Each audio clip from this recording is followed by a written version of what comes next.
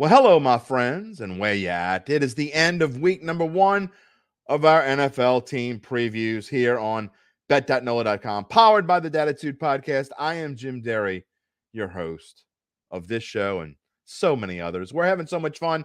We're up to the team that it seems like every sports bettor on the planet loves to hate, and that's the Tennessee Titans. They finally got it right last year. They've been saying how bad they've been how bad they are for the last, I don't know, seems like forever, 4 or 5 years.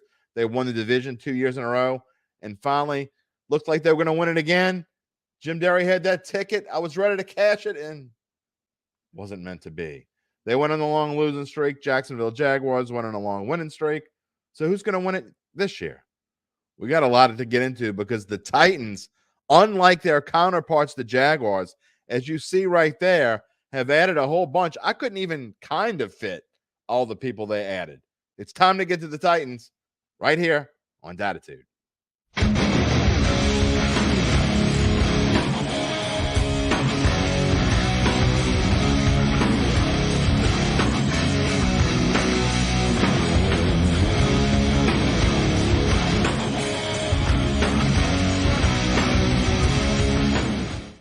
Yep, it indeed is time for the team that bettors love to hate, love to bet against.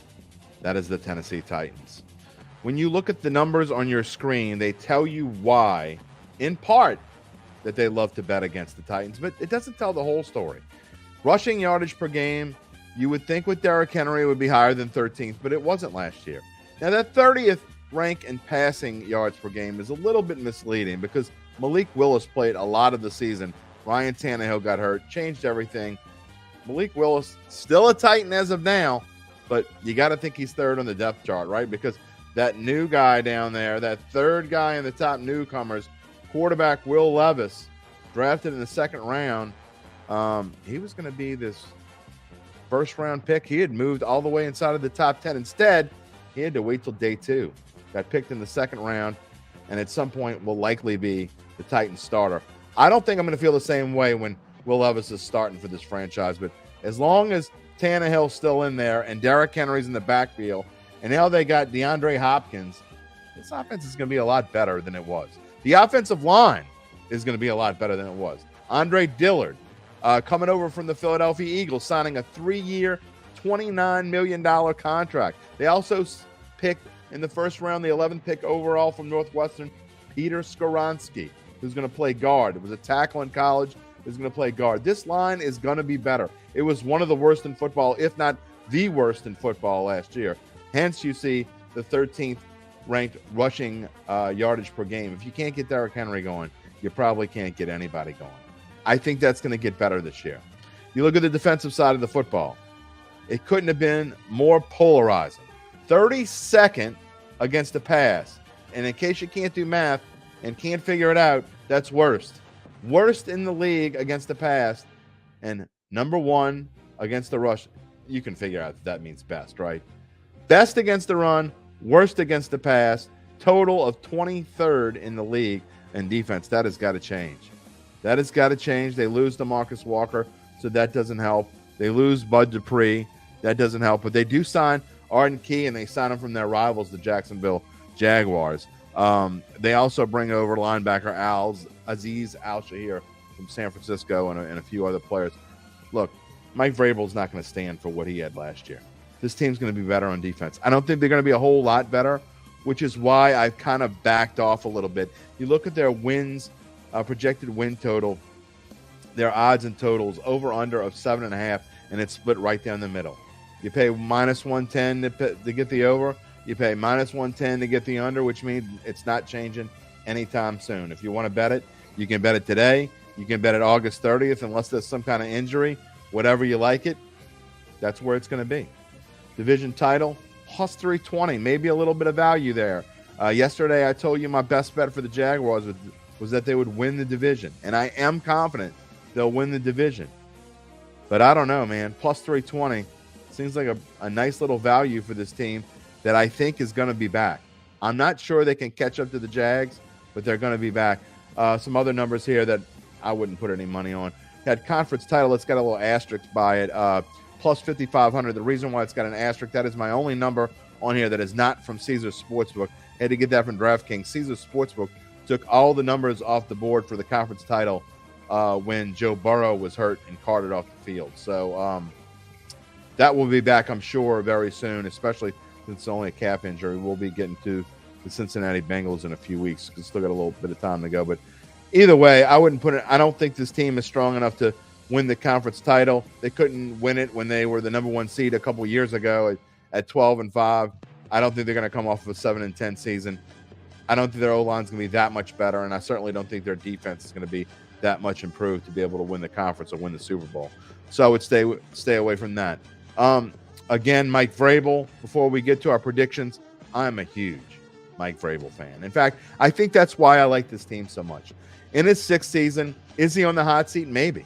I mean, if this team doesn't improve, Ryan Tannehill's 35 years old. It's probably going to be time that they start transitioning Will Levis into the fold.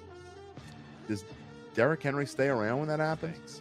20th toughest schedule, which means little easier than average, okay?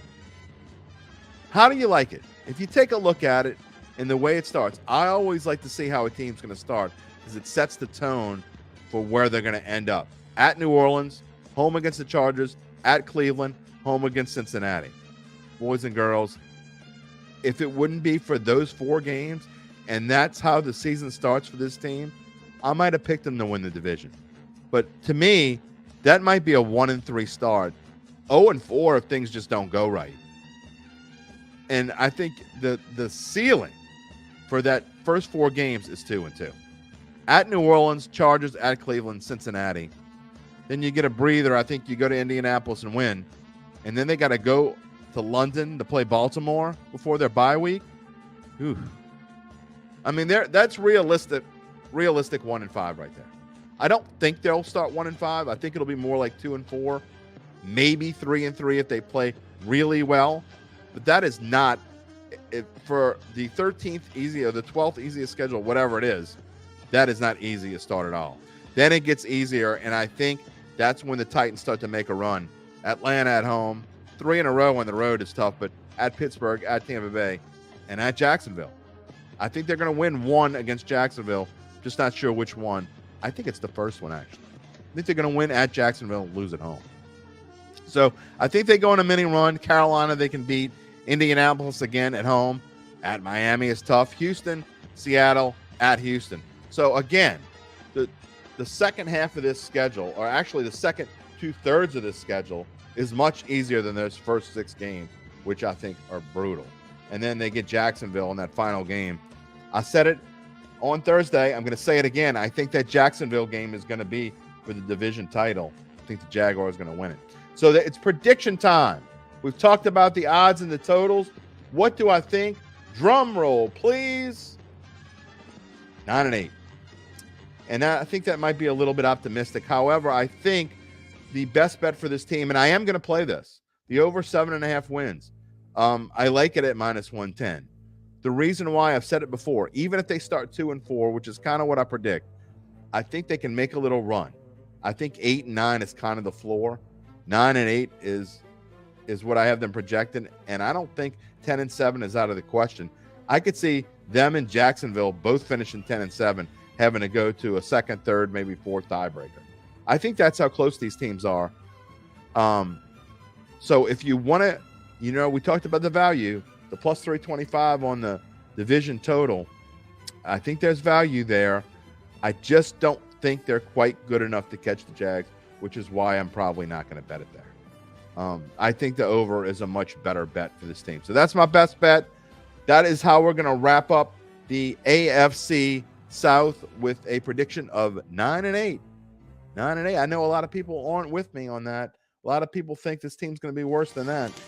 And speaking of worse than that, on Tuesday when we come back and start our first NFC team, we're going to go to the NFC West and maybe the worst team in football. Oh, I don't want to give any spoiler alerts away.